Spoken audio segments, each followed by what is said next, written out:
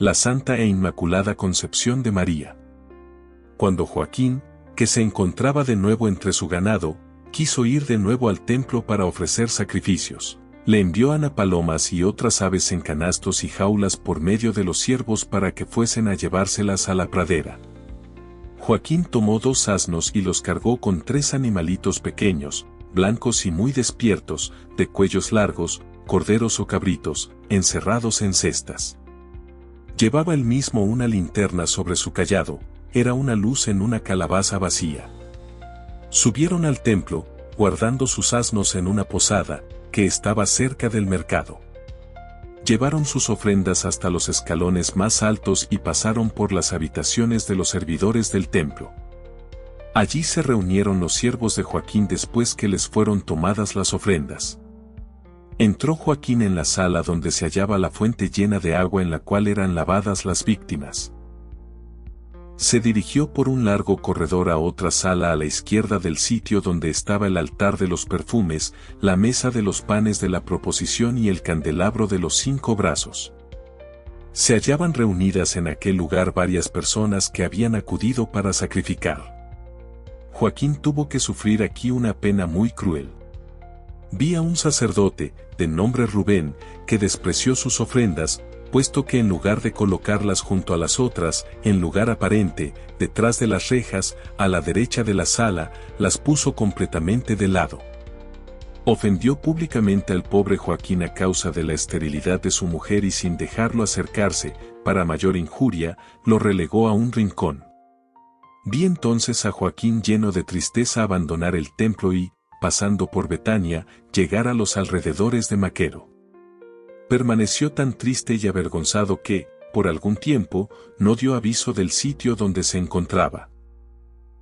La aflicción de Ana fue extraordinaria cuando le refirieron lo que le había acontecido en el templo y al ver que no volvía.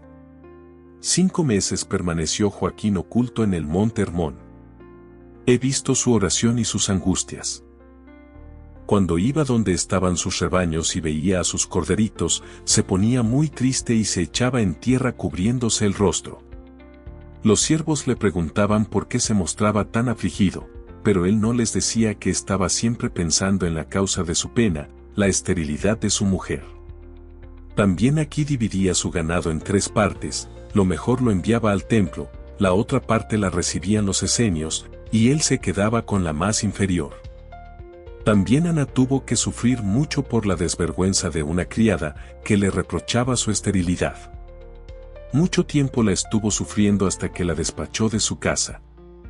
Había pedido esta ir a una fiesta a la cual, según la rigidez de los esenios, no se podía acudir. Cuando Ana le negó el permiso, ella le reprochó duramente esta negativa, diciendo que merecía ser estéril y verse abandonada de su marido por ser tan mala y tan dura. Entonces despachó Ana a la criada, y por medio de 2 servidores la envió a la casa de sus padres, llenándola antes con regalos y dones, rogándoles la recibiesen de nuevo ya que no podía retenerla más consigo. Después de esto se retiró a su pieza y lloró amargamente. En la tarde del mismo día se cubrió la cabeza con un paño amplio, se envolvió toda con él y fue a ponerse bajo un gran árbol, en el patio de la casa. Encendió una lámpara y se entregó a la oración.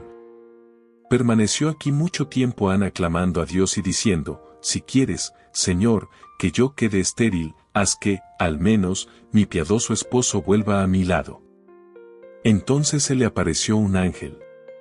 Venía de lo alto y se puso delante, diciéndole que pusiera en paz su corazón porque el Señor había oído su oración, que debía a la mañana siguiente ir con 2 criadas a Jerusalén y que entrando en el templo, bajo la puerta dorada del lado del valle de Josafat, encontraría a Joaquín.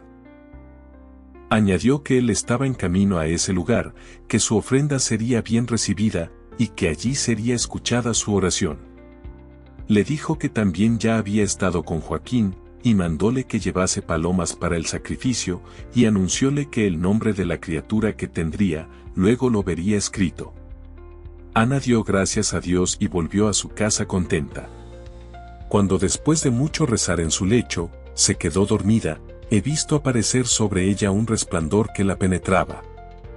La he visto avisada por una inspiración interior, despertar e incorporarse en su lecho.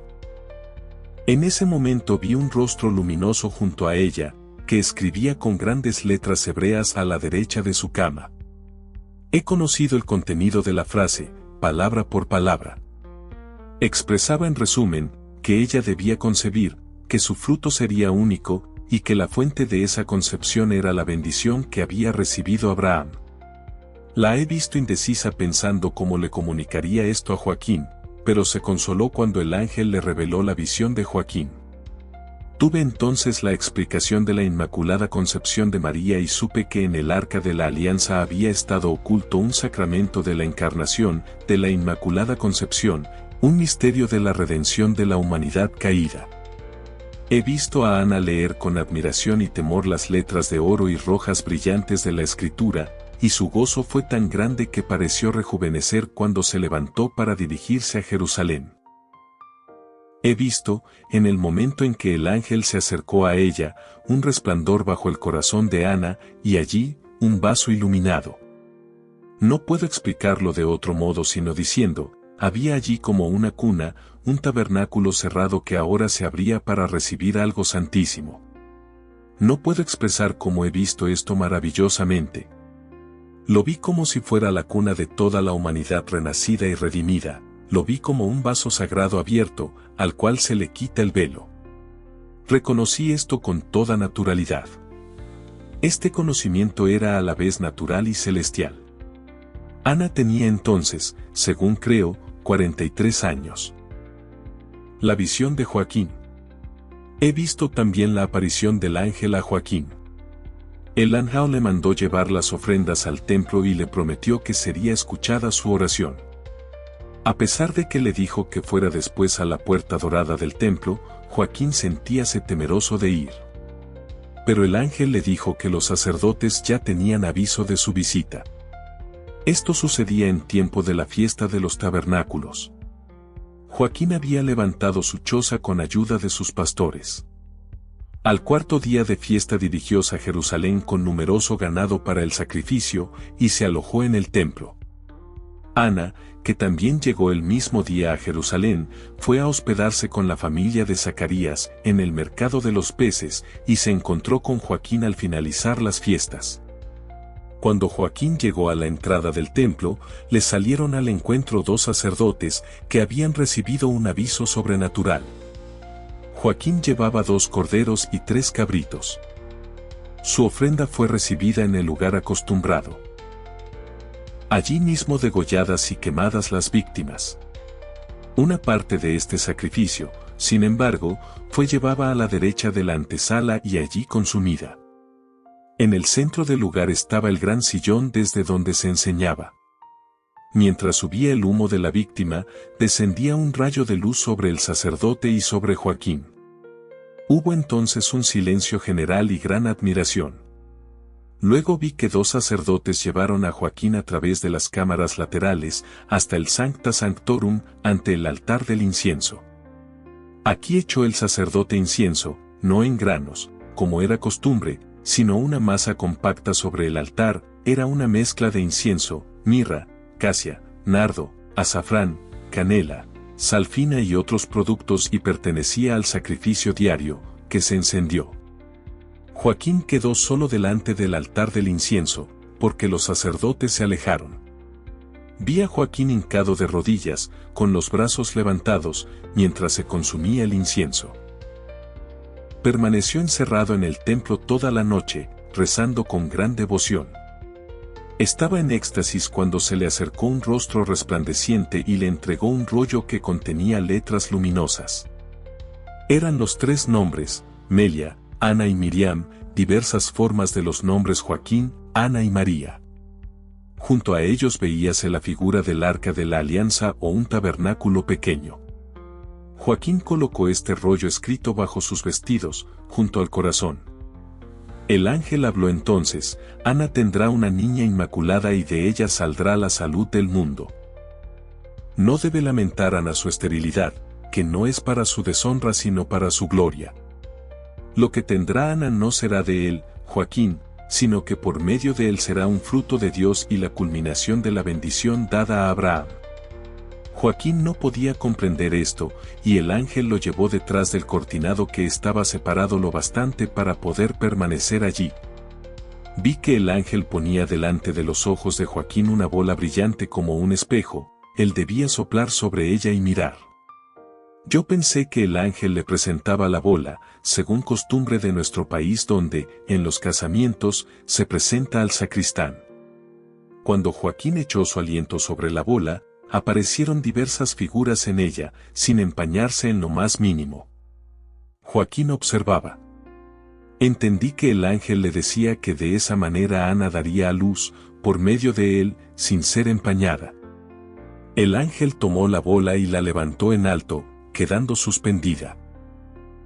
Dentro de ella pude ver, como por una abertura, una serie de cuadros conexos que se extendían desde la caída del hombre hasta su redención. Había allí todo un mundo, donde las cosas nacían unas de otras. Tuve conocimiento de todo, pero ya no puedo dar los detalles. En lo más alto hallábase la Santísima Trinidad, más abajo, a un lado, el paraíso, Adán y Eva, el pecado original y la promesa de la redención, todas las figuras que la anunciaban de antemano, Noé, el diluvio, el arca, la bendición de Abraham, la transmisión de la bendición a su hijo Isaac, y de este a Jacob, luego, cuando le fue retirada a Jacob por el ángel con quien luchó, como pasó a José en el Egipto, como se mostró en él y en su mujer en un grado de más alta dignidad, y como el don sagrado, donde reposaba la bendición, era sacado de Egipto por Moisés con las reliquias de José y se transformaba en el santo de los santos del arca de la alianza, la residencia de Dios vivo en medio de su pueblo. Vi el culto y la vida del pueblo de Dios en sus relaciones con este misterio, las disposiciones y las combinaciones para el desarrollo de la raza santa, del linaje de la Santísima Virgen, así como las figuras y los símbolos de María y del Salvador en la historia y en los profetas. Vi esto en cuadros simbólicos dentro de la esfera luminosa. Vi grandes ciudades, torres, palacios, tronos, puertas, jardines, flores, todas estas imágenes maravillosamente unidas entre sí por puentes de luz. Todo esto era embestido por fieras y otras terribles apariciones. Estos cuadros mostraban cómo la raza de la Santísima Virgen, al igual que todo lo santo, había sido conducida por la gracia de Dios, a través de combates y asaltos. Recuerdo haber visto, en esta serie de cuadros, un jardín rodeado por densa valla espinosa, a través de la cual se esforzaban por pasar, en vano, una cantidad de serpientes y bestias repulsivas. Vi también una torre muy firme, asaltada por todas partes por guerreros, que luego eran precipitados desde lo alto de las murallas. Observé muchas imágenes análogas que se referían a la historia de la Virgen en sus antepasados. Los pasajes y puentes que unían el conjunto significaban la victoria obtenida sobre obstáculos e interrupciones que se oponían a la obra de la salvación.